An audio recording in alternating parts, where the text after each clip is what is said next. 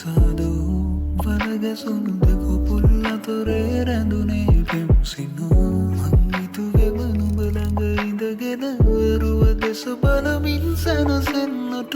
මදකට ඉඩ දුන්නා